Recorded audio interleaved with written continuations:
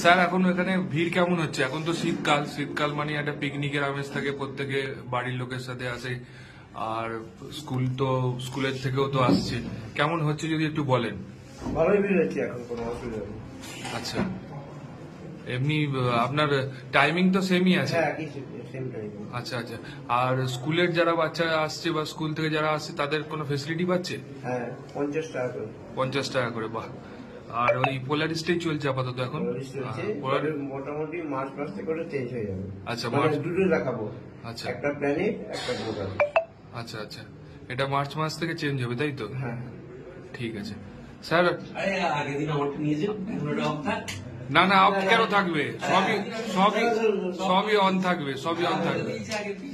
না না না, আপনার বক্তব্যটা শেয়ার করুন। বলুন বলুন।